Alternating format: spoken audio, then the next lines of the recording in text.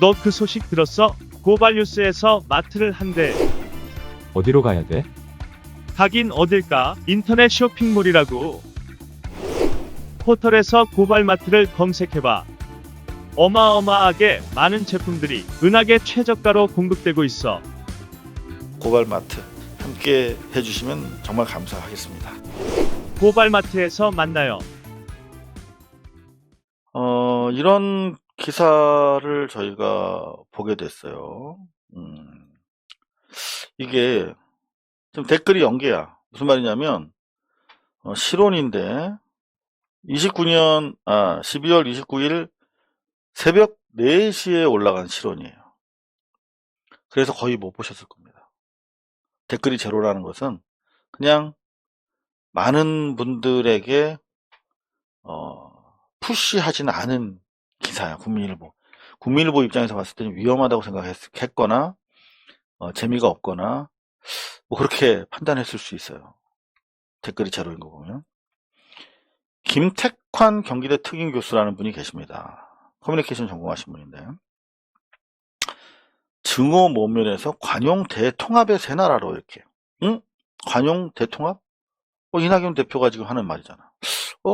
김택환? 어디서 들어본 것 같은데? 민주당 쪽에 싱크탱크 쪽에서 이름을 들어본 것 같은데? 뭐 그런 생각들 나실 겁니다.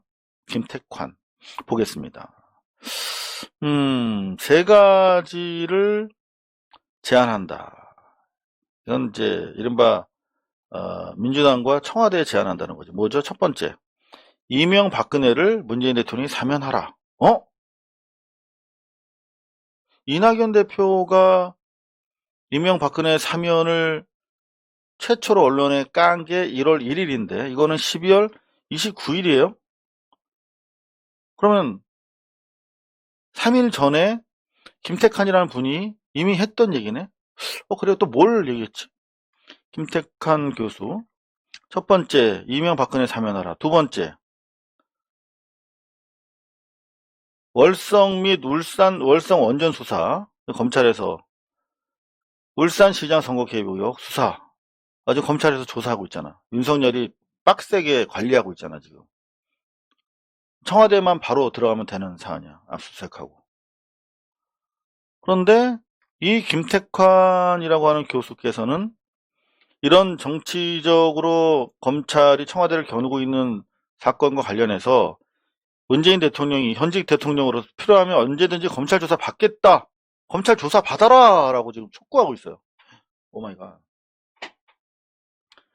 이렇게 위험한 발언을 하기 때문에 국민일보에서 새벽 4시에 살짝 올렸다가 구석에 짱 박아놓은 거야. 그러니까 댓글이 제로야. 자기들이 봐도 너무나 위험한 주장이거든, 이거는. 그런데 세 번째 주장은 뭐지? 세 번째, 여야 영수회담이다. 이낙연 대표나 김정인 위원장이 제안하는 게 좋다. 그 이낙연 대표가 제안한 거잖아. 뭐야? 이낙연 대표 제안했어. 기억 안 나시죠, 여러분들? 이낙연 대표가 사면 건의 1월 1일 날 발표했고, 언론 보도가 많이 안 났습니다만, 여기 보시면 12월 30일, 작년. 그러니까 요 이른바 실언이 19일 날 실렸는데, 그 바로 다음 날 이낙연 대표가 영수회담을 제안했고, 김종인 대표가 긍정적으로 받아들였어요. 이게 김택환이는 누구지? 뭐 하는 사람이지, 이 사람? 응? 혹시 이낙연 대표 싱크탱크 아니야? 이낙연 대표의 복심 아니야? 그럼 큰일인데? 지금 이 양반이 세 가지를 얘기했어요. 청와대와 민주당에다가 첫 번째, 이명박근혜를 사면하라. 문재인 대통령은. 두 번째는 월성 및 울산시장 선거 개입 의혹 등 검찰 수사 진행 중인 상황에서 현직 대통령이 검찰 조사받아라. 요건 아직 안 됐죠. 세 번째, 여야 영수회담 해라. 이거는 바로 그 다음날 이낙연 대표에 의해서 제안이 실제로 이루어졌어. 너무 공교롭지 않아요, 여러분? 혹시 이 양반이 책사 아니야? 이낙연 대표에게 정치적으로 컨설팅 해주는 책사 아니야? 세 가지를 글을 썼는데 영수회담은 바로 그 다음날 제안했고 이명박근혜 사면은 3일 뒤에 언론에 공개했어. 자, 그러면 혹시 혹시 당연한 추정이에요. 당연한 질문이 발생됩니다.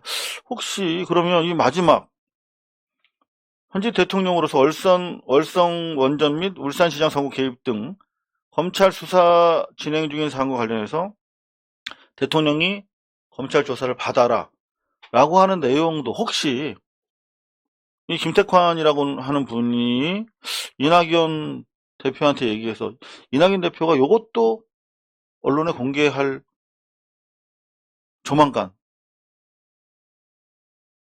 자기 유불리를 따져서 하는 게 아니라면서 국민 통합 차원에서 국민들이 반대하더라도 이명박근혜 사면을 주장할 정도라면 혹시 국민들이 반대하더라도 펄쩍 뛰고 반대하더라도 자기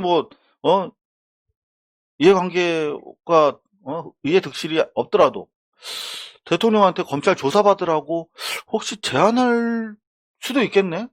이명박근혜 사면하자고 할 정도면? 이거는 거기에 비하면 뭐 비슷비슷한 충격파인데, 그죠? 대통령한테 검찰 조사 받으라고도 할 수 있겠네? 이건 이제 어디까지나 추정이라고 했어요. 김택환이라고 하는 이른바 정치 컨설턴트가 주장한 3개 중에 2개가 바로 다음날, 3일 뒤에 실제로 이낙연 대표에 의해서 수행이 됐기 때문에 대통령 검찰 조사 받아라 라고 하는 것도 혹시 이행되면 어떡하지 라고 하는 우려가 제기되는 대목입니다. 자, 그러면 여기서 당연한 이제 후속 취재가 들어가겠죠? 기자라면 김택환이라는 분과 이낙연 대표는 어떤 사이일까? 궁금하시죠? 자, 그래서 조사를 해봤어요. 그랬더니 전혀 관계가 없지 않아요. 무슨 말이냐면 상당한 친분이 있어. 여기 보면 과거서부터 2016년 7월에 전남도에서 제4차 산업혁명과 미래산업 주제로 경제포럼이 열려. 자, 무슨 말이냐면 이낙연 전남지사 시절에 전남도 주최로 경제포럼을 여는데 그 경제포럼의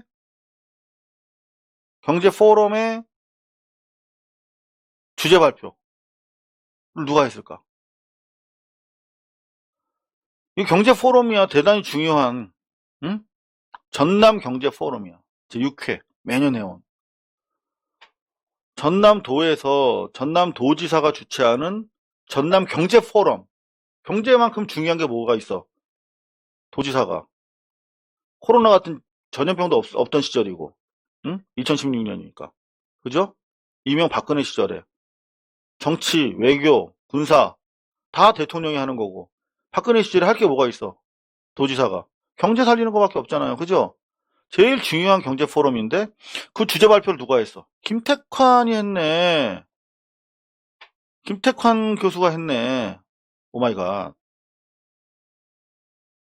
그러면은 자기가 제일 중시하는 경제 포럼의 주제 발표를 맡길 정도의 교수면 전남도지사랑 뭐 서먹서먹하거나 아니면 평상시 대화를 안 하는 사람이진 않을 거 아니야. 거의 자기 책사급으로 계속 싱크탱크의 하나의 우두머리급 정도 되는 사람한테 보통 이런 주제 포럼의 주제 발표를 맡기지 않나요? 제 상식은 그래요. 제가 30년 동안 취재한 바에 따르면 이거는 대통령의 경제특보 정도가 맡아야 될 일이야. 주제 발표는. 그죠? 2016년부터 그런 이낙연의 책사로서 싱크탱크의 아주 대표적인 주자로서 활동을 했겠구나라는 생각이 가능합니다. 그러면 2016년에 그러다가 최근에 또 안 만날 수도 있잖아. 최근에도 이런 일이 있었나 봤어요.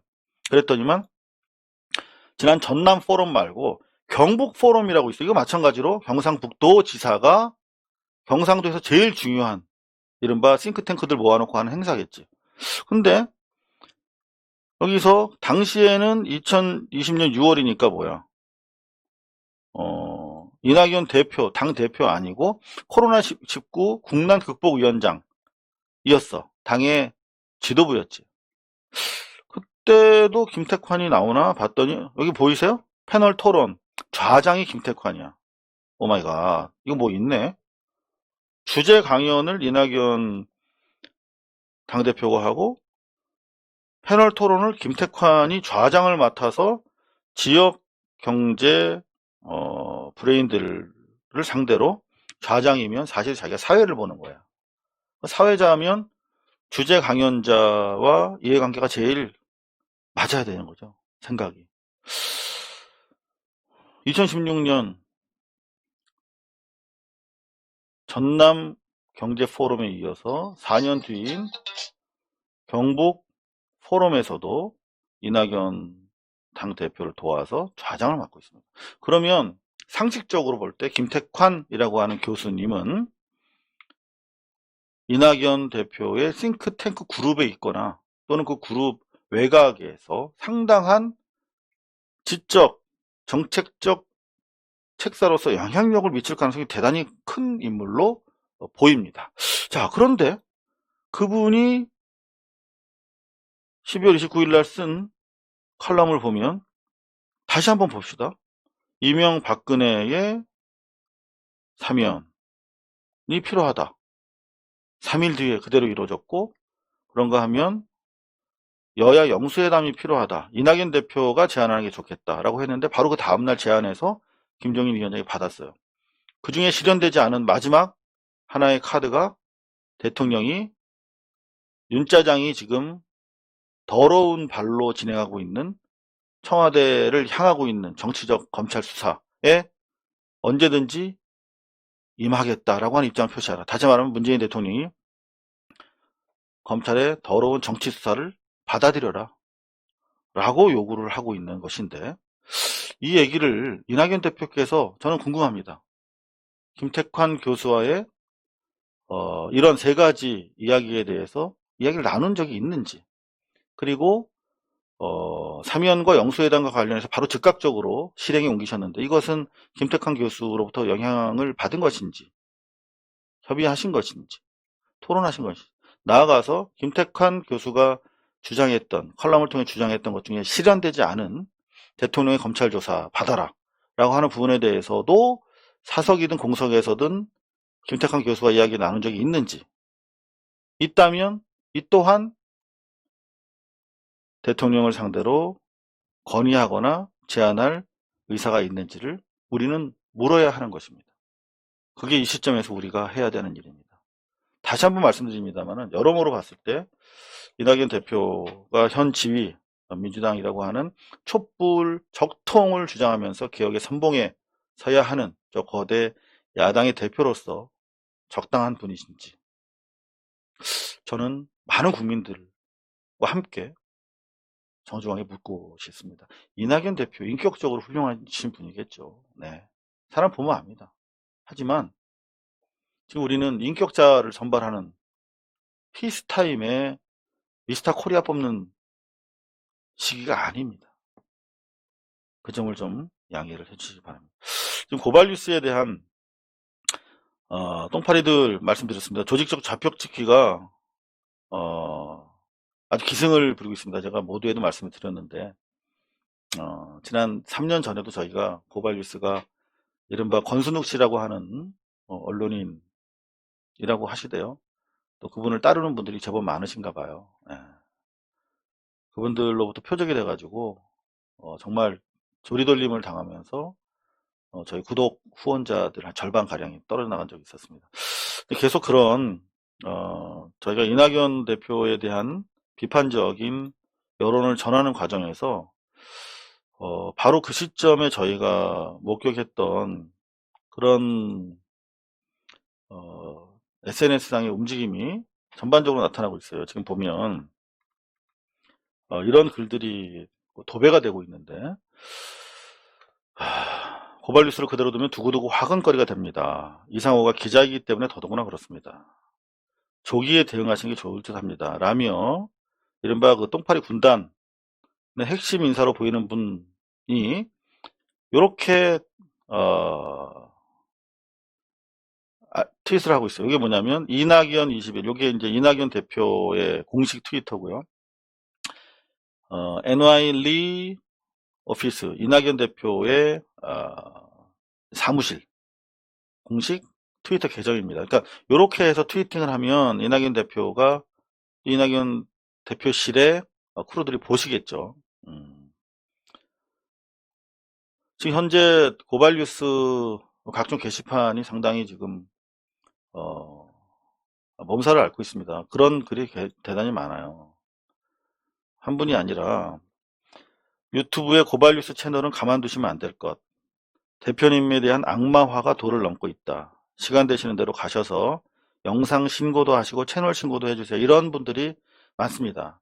사실 저는 3년 전에 이렇게 조리돌림을 당해봤기 때문에 사실 항상 마음의 준비는 돼 있어요. 제가 진실을 향해서 입을 열 수 없다면 그로 인해서 구독자들이 떨어져 나가고 후원자들이 욕을 하고 나가시면, 그래서 방송을 할 수 없게 된다면 그러면 어쩔 수 없는 것이다 라는 생각을 하면서 사실과 진실 외에는 저는 양보할 수가 없다라고 하는 입장인데, 사실 이런 일을 겪으면 다시 좀 트라우마 때문에 제가 방송을 한 1년 못했습니다. 어디나 가도 욕을 하도 먹어가지고 한 1년 정도 동안은 방송을 아예 못했어요. 그 트라우마가 다시 좀 생겨납니다. 박원순 시장이 왜 돌아가셨냐고 묻는 분들이 많아요. 아니, 그렇게 당당하고 떳떳하면 증거도 하나도 없는데 싸우지. 근데 이번에는 못 넘을 것 같아, 이 파고를 이라고 하는 그 말씀이, 저희처럼 많이 이렇게 조리돌림 당해보고 트라우마가 있는 사람들은 공황장애가 바로 와버립니다.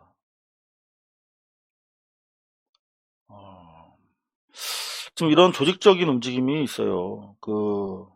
이게 이른바 그때 저희를 공격했던 분들이 다시 지금 이른바 이낙연 대표에 대한 비판이 왜 그렇게 죽을 짓인지 모르겠습니다만, 이낙연을 때리는 자들은 정동영과 정통들이다 라고 하면서 이재명 지사와 정동영 의장을 동시에 공격하는 활동을 다시 시작을 하고 있습니다. 이분들이 이른바 이제 뉴비씨라고 하던 언론 단체를 이끌던 분들인데 2년 전까지 안 하시고 사실상 방송을 이제 최근에 접었던 분들인데, 이낙연 대표가 이른바 통합을 전제로 이명박근혜와 손을 잡자, 사면하자라고 하는 발언 이후에 다시 활성화되고 있어요, 이분들이.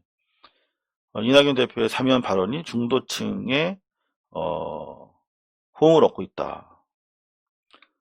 중도층은 이미 총선 전에 이해찬의 민주당을 떠났다. 이해찬 대표를 되게 반대했었거든요. 이해찬 이분들이 이해찬이라든가 정청래, 이재명, 정동영 이런 분들을 반대했던 언론단체이기 때문에 여전히 그런 입장을 유지하면서 이낙연 의장을 쉴드치고 다시 정동영, 이재명 등을 공격하는 그런 활동을 하면서 동시에 고발 뉴스를 다시 좌표 찍어서 공격을 해오고 있습니다.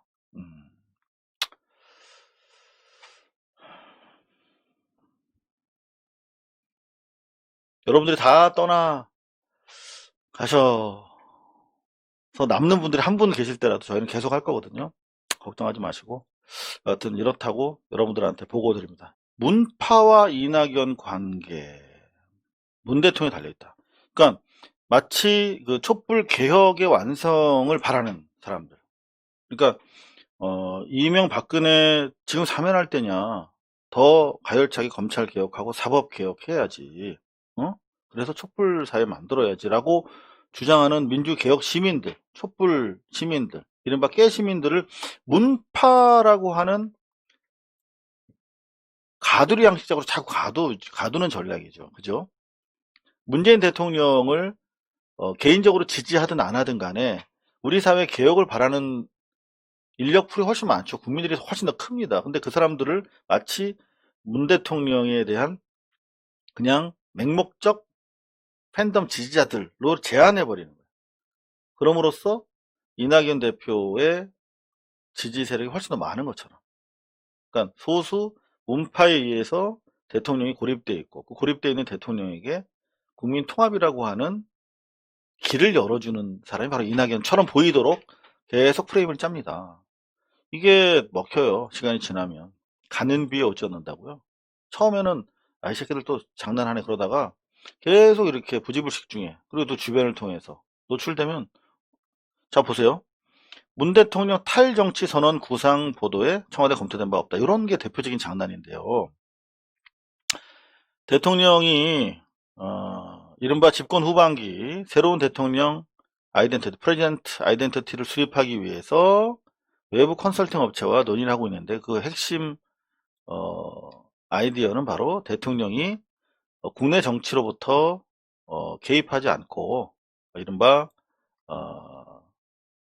외교, 향후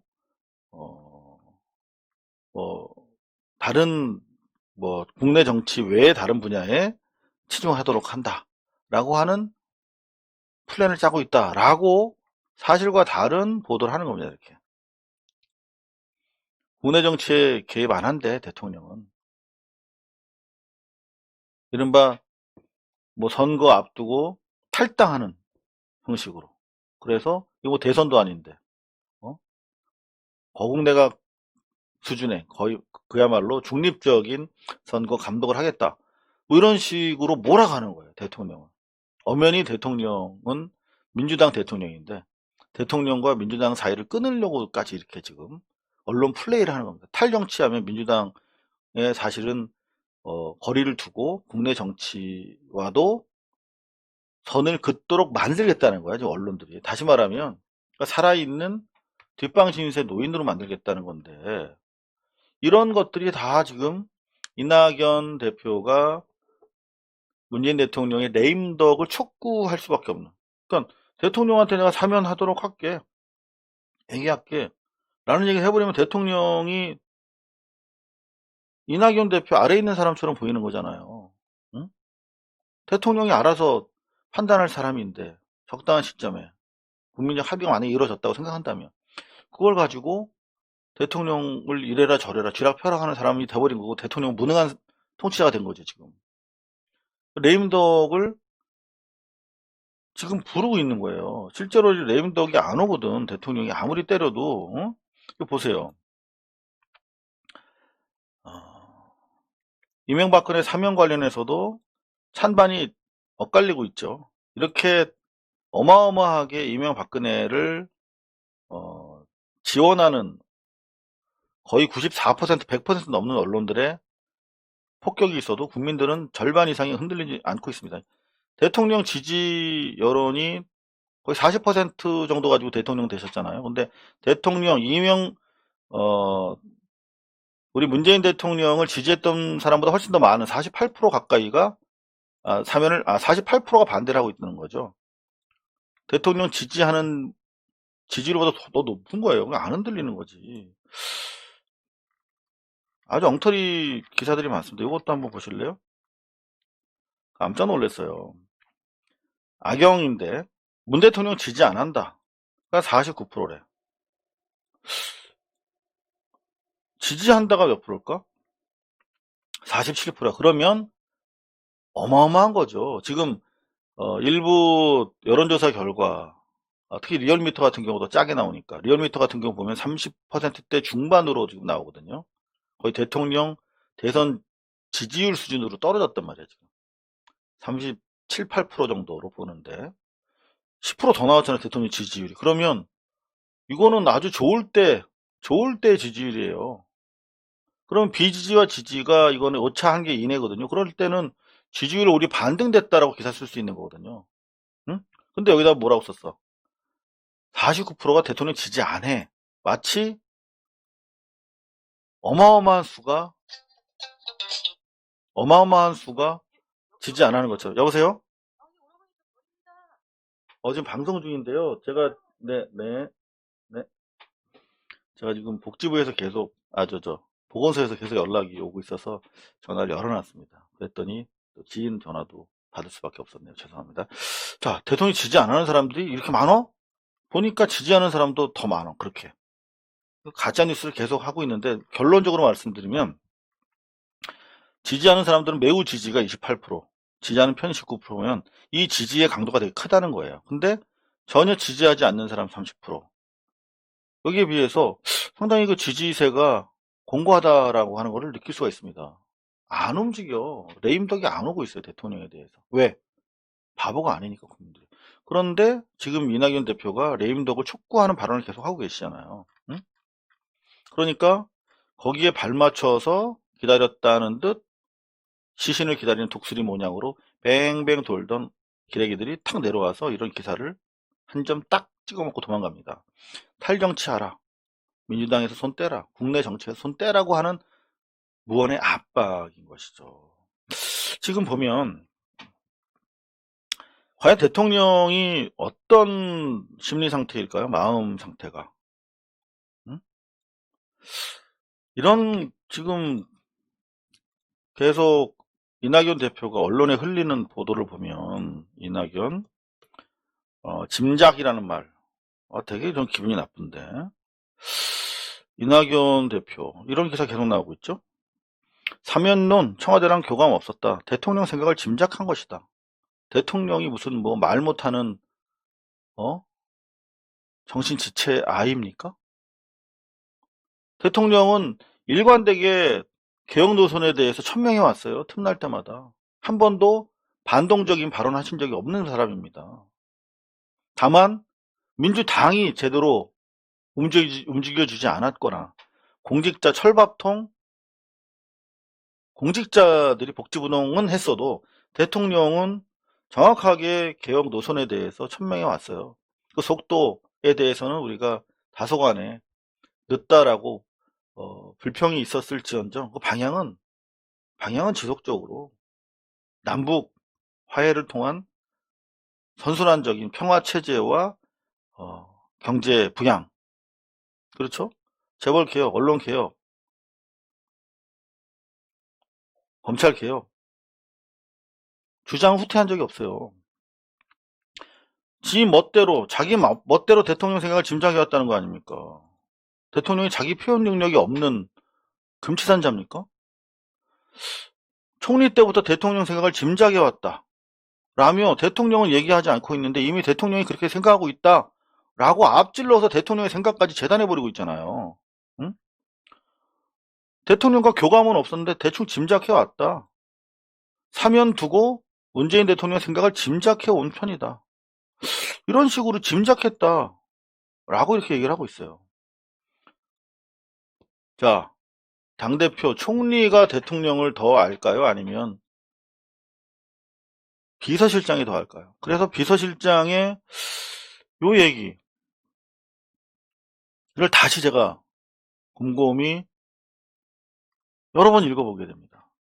우리가 작년 크리스마스 날 그 전날 윤짜장에 대해서 행정법원이 면죄부를 줘서 2개월 징계가 무산됐죠. 형해화됐고 바로 그 다음날 임정석 전 비서실장이 한 말이 있어요. 뭐냐? 요 말을 다시 한번 제가 곰곰이 씹게 됩니다. 윤 총장 징계 처분 효력 중지 결정 관련해서 임종석 전 비서실장은 검찰의 태도와 법원의 해석에서 너무도 생경한 선민의식과 너무도 익숙한 기득권의 냄새를 맡는다. 한마디로 단단한 눈뭉치를 정면으로 이마를 맞은 느낌이다. 정신이 번쩍 든다. 자, 우리 국민들이 느꼈던 당혹감을 똑같이 표현하고 있고 여기서 얘기를 하고 있어요. 뒤에 가면 자, 이 얘기가 상당히 중요한 얘기 같아요. 그러면서 손 놓고 바라야 봐야 하는 내 모습이 너무 비참하고 무기력하고 무책임하게 느껴진다. 대통령께서 외롭지 않도록 뭔가 할 일을 찾아야겠다. 담벼락에 욕이라도 시작해보자. 다시 아픈 후회가 남지 않도록. 요게 포인트라고 저는 생각합니다. 제가 기자질 하면서 독심술은 없지만 적어도 텍스트 분석 능력은 아마 조금 제 전공이니까 조금 있다고 생각해요. 요게 저는 제목이다 이렇게 생각합니다. 이걸 헤드라인으로 뽑아야 돼요. 대통령께서 외로운 겁니다, 지금. 근거리에서 대통령을 모신 임종석 전 비서실장의 짐작이 아니라 이낙연 대표처럼 생각을 짐작한 게 아니라 옆에서 수족처럼 보조한 임종석의 판단으로 보면 대통령이 외로운 겁니다.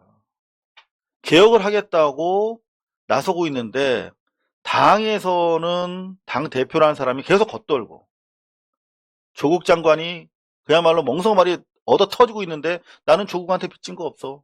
조국이 공정을 원하는 국민들에게 상처를 줬어. 라는 얘기 띡띡하고, 응? 효과적인 개혁적인 법안 좀 못 만들어내고 있고 대통령은 계속 얘기하고 있는데 공직자들 철밥통은 엎드려 있고 외로운 거지 대통령이. 대통령이 혼자 할 수 있는 일이 많지 않아요. 민주사회에서 팀으로 움직여야 되는데 너무 개혁 노선을 견제하고 집행하는 데 있어서 유탄이나 팍 맞고 검찰개혁이 되게 중요한 사안이잖아. 대통령은 검찰개혁에 대한 의지가 매우 강력한 분입니다. 근데 검찰개혁에 있어서 매우 중요한 세력의 법제화의 완성도 있지만 세력의 청산도 중요한 거거든. 사람과 법이 같이 바뀌어야 되잖아. 그 세력의 우두머리인 윤석열을 국민의 이름으로 징계했는데 2번이나 징계가 무산됐어. 대통령은 그러면 너무 고통스럽죠. 너무 외로운 거지. 대통령이 할 수 있는 게 없어 지금. 수족이 돼야 되는 것들이 자기 정치하고 대통령을 참칭하면서 팔아먹고 있잖아요. 정확하게 읽은 사람은 임종석이고 짐작이라고 하는 이름으로 건방지게 대통령을 능욕하고 참칭한 건 이낙연 대표다라고 보는 게 상식적인 합리적인 판단 아닙니까?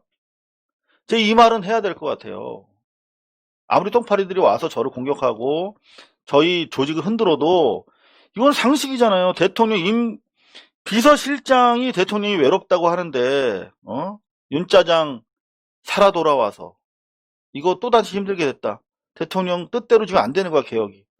너무 대통령 외롭다라고 옆에서 보고 담벼락에 욕이라도 하겠다라고 절규를 하고 있는데 비서실장을 한 사람은 근거리에 있지 않고 멀리서 지켜본 짐작만으로 대통령을 연맥이는 사면론을 제기하고 영수회담을 촉구하고 할 수 있느냐 이거죠. 이런 프레임이 언론의 지배적입니다. 정신 바짝 차려야 되겠습니다. 저희가 준비한 가짜뉴스들이 많이 있는데요. 이건 내일 저희가 조금 더 자리가 잡힌 고발뉴스 서교동 스튜디오에서 전해드리도록 하겠습니다.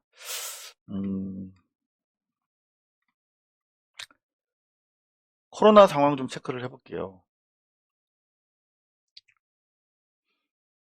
제가 지난 2주간 자가격리 상태에서 사실 머리를 못 감았어요. 그 세수 따뜻한 물로 세수 처음 했습니다. 2주 만에. 조금 전에 너무 배고파가지고 자발면을 끓였는데 물이 좀 남아가지고요. 그 물에다가 찬물 타서 세수를 했습니다. 어렸을 때 가난하게 살았던 과거도 소환해서 좀 겸손하게 인생을 마무리해야겠구나. 그런 다짐도 좀 짧은 시간이지만 다질 수가 있었고요. 그런가 하면은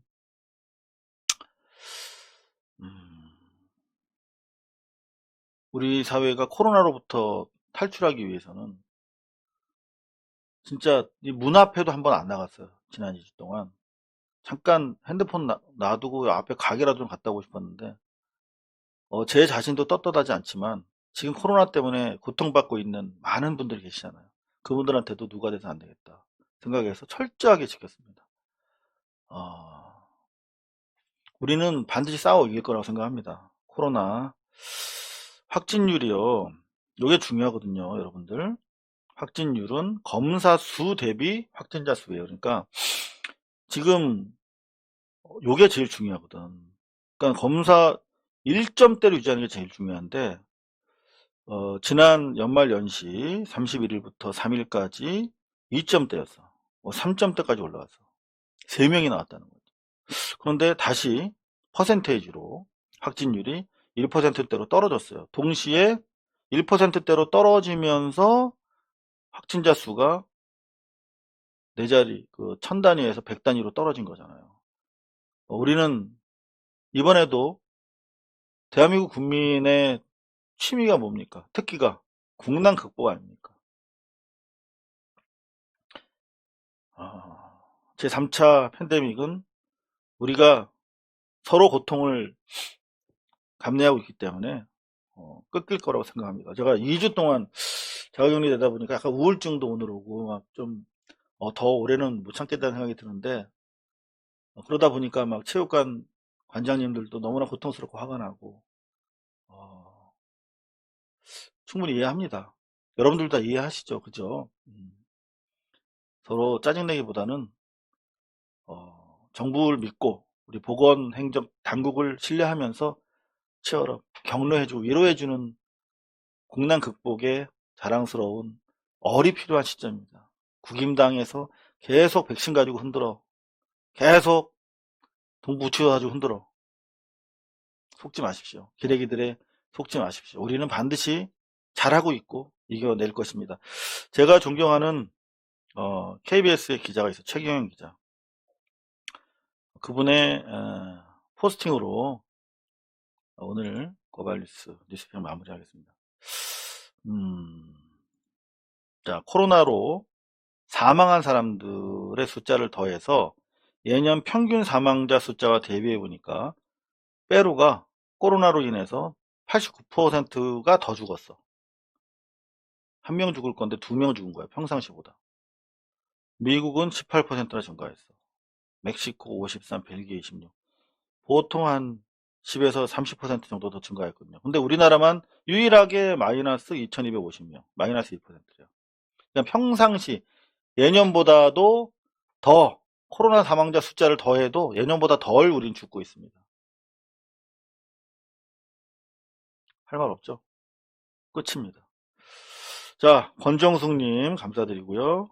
백유진님, 오진거님, 그리고 신비님 감사합니다. 일본에서. 그리고 유쾌한 상상력님, 김케이님, 고발뉴스 응원합니다. 요즘은 다들 살충제 상비하고 있다고.